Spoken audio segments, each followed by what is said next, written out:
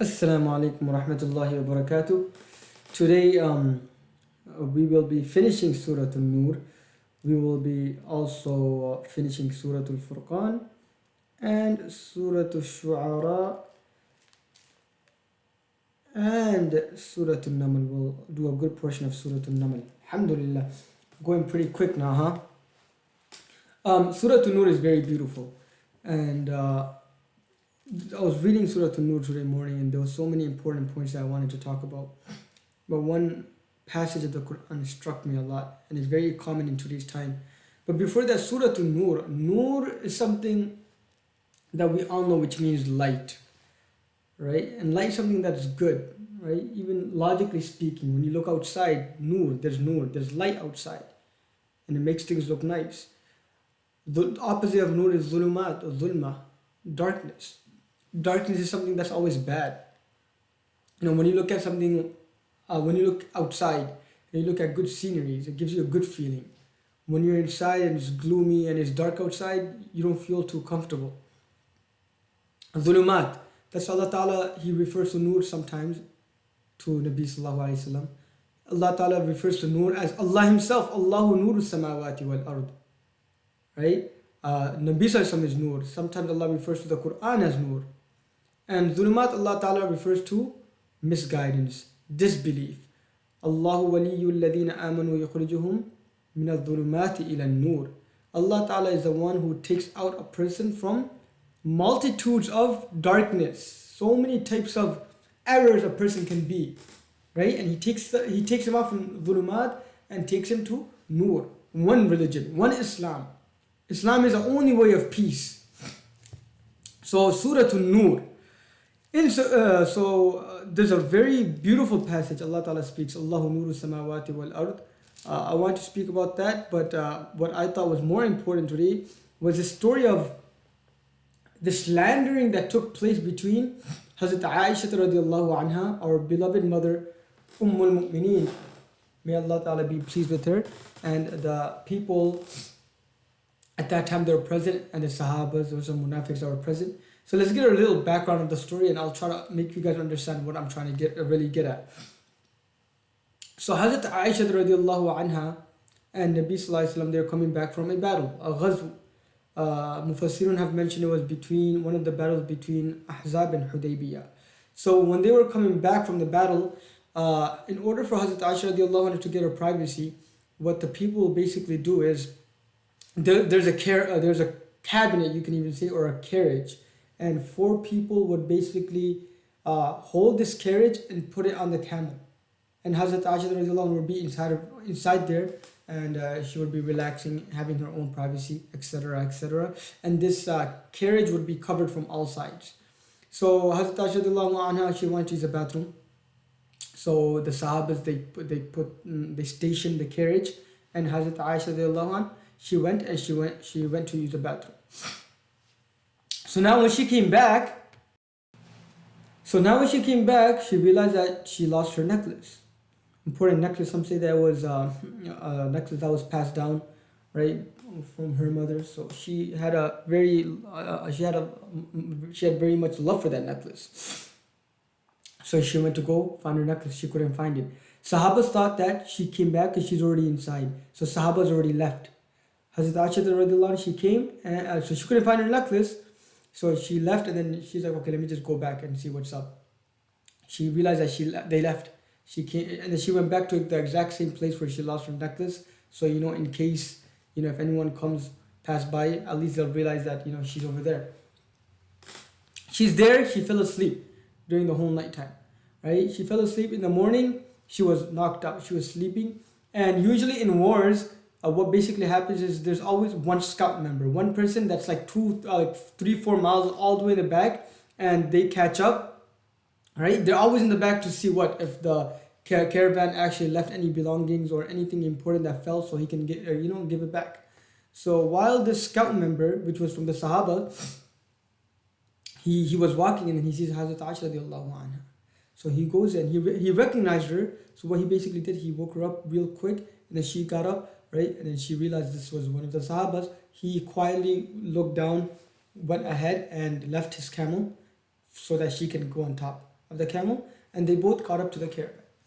While this was happening, there was Abdullah bin Ubay bin Sulul. The biggest munafiqs, did they know, the Sahabas know that he was a munafiq? No, they didn't. This was a golden opportunity for Abdullah bin Ubay bin Sulul to speak out. He looked at them two coming, and he didn't say, oh, look what something happened over here, that these two committed zina. He didn't say that. He was putting false ideas in the minds of the Sahaba. Something looks fishy over here. You really think that Hazrat Aisha radiallahu anha came clean? You don't think nothing happened over here? Something looks fishy. And he's going to this Sahaba, he's going to that Sahaba. He didn't make an i'lan. He's just spreading false rumors, gossiping. Gossip, that's the main word that we should remember. Gossip, just talking, irrelevant, extra. Hassan bin Thabit, one of the poets, he was a very good poet, right? Some of them were influenced, right? They were sitting there, and at the beginning they were probably like, oh no, this is our mother, right? But then, some of them probably got influenced, and they were thinking like, oh, something probably did happen. Something probably did happen. And they were having doubts in their mind. And some of them were probably thinking that she did commit adultery. وَنَعُوذُ بِاللَّهِ مِنْ ذَلِكَ. Right? So now after all of this rumors that's taking place, imagine how Nabi Sallallahu Alaihi Wasallam felt. He didn't know what to do. Hazrat Aisha radiallahu anha didn't know what to do. Remember, she was an innocent woman who never knew or could even think about like this, because she was raised in the house of her father, Hazrat Abu Bakr radiallahu anhu, raised with Nabi Sallallahu Alaihi Wasallam. She would never even think that people could even think like this. When they even asked her, she was so sad. She didn't even know what to say. She said, if I tell you guys the truth, you guys won't believe me. And if you guys say I'm guilty, then I'm lying to myself. So she's waiting for revelation to come, right? She's waiting for revelation to come. And finally, revelation came, and she was so happy because she was finally freed from this accusation. Nabi Sallallahu Alaihi Wasallam was so happy. But this gossiping is the highlight of today's tafsir. That this gossiping, so now keep in mind, this whole story took place. You think Allah Ta'ala didn't know? Allah Ta'ala made this happen at the end of the day, right? It's taqdeer. But why did Allah Ta'ala make this happen? So that it can be a lesson for every single one of us. That's why Allah Ta'ala says, لا تحسبوا شرا لكم. Don't think that this is something that's evil for you. Actually, it's something good. Because till the day of judgment, people who speak about this story, right, they can take lessons. People, now you know what to do and how to resolve the issue and how to react when something like this happens, right? When you don't know a full story, when you don't even know what's happening, and one person is just gossiping, one person is just saying something, the first thing you and I are supposed to do is, this is a lie, this is a false rumor, I don't care what you say, don't talk to me about this. Get out of my face, this is irrelevant. Why would you go out of your way to destroy someone's dignity, to destroy someone's honor? Remember, when Hazrat Aisha radiallahu anha's honor was humiliated, degraded, that's affecting the honor of Nabi Sallallahu Alaihi Wasallam. And affecting Nabi Sallallahu Alaihi Wasallam's honor is like affecting Islam.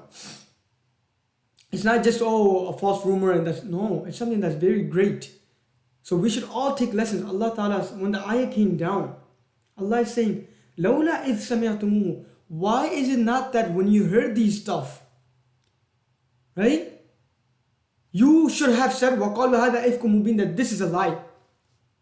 Right? When Abdullah bin Ubay bin Sulul put these false ideas in your mind, you should have tell Abdullah bin Ubay bin Sulul, get out of my face. Don't talk to me about this. I will hit you myself. Why are you blaming our mother? You have no shame? You have no haya? Allah Ta'ala says, Wallah, it's a beautiful ayah, very scary ayah in today's time. That when we hear gossip, don't fall into it. Reject it. It's irrelevant. It doesn't matter. Right? Did he hear both sides of the story? Did he hear from her mouth and his mouth directly? Did he hear the actual story? Did you go out of your way to call them? Or you just heard one side of the story and you started this rumor? وَلَوْ إِذْ تَلَقَّوْنَهُ بِأَلْسِنَتِكُمْ. You don't know what you did when you were just throwing words with your mouth. وَتَقُولُونَ بِأَفْوَاهِكُمْ. And you're saying these statements with your own mouth. مَا لَيْسَ لَكُمْ بِهِ عِلْمٍ. And there was no knowledge with you. You had no knowledge relating to this issue. You never contacted her. You never contacted him. You never made both of them sit down. You never heard the actual story, and you're just saying words and statements and gossiping. وَتَحْسَبُونَهُ هَيِّنًا. And you thought this statement that you were saying was just a joke. You didn't think that it was going to cause so much corruption in the earth. You thought it was just easy, just that it comes out of your mouth and people will listen and actually take benefit from. And there is no benefit in the statements that you said. You thought it was a joke. وَتَحْسَبُونَهُ هَيِّنًا وَهُوَ عِنْدَ اللَّهِ عَظِيمٌ. But this is no joke to Allah Ta'ala. This is something great to Allah Ta'ala. Allah Ta'ala will take every single person into accountability for whatever they thought it was a joke. Allah Ta'ala will take every single person into accountability. وَلَوْلَا إِسَمِعْتُمُوهُ. Why is it not that when you hear this story, قُلْتُمْ مَا يَكُونُ لَنَا, that you said مَا يَكُونُ لَنَا أَن نَتَكَلَّمَ بِهَذَا, that this is not something that we should talk about. Subhanaka hadha buhtan adim. You should have said that, why are you accusing our beloved mother Hazrat Aisha radiallahu anha? My brother and elders, today I make dua for me and yourself that whenever we hear gossip, wallahi, we turn away from this, right? Or if you want to really delve into it and get into it, you have to hear both sides of the story and deal with it in a religious, nice fashion, right? Don't go out of your way to spread fitna, because remember, this is not something new. This happened way before, and now we have been told how to react and what we should have done. Right? May Allah Ta'ala make it easy for us. Wa akhiru da'wahum alhamdulillahi rabbil alamin.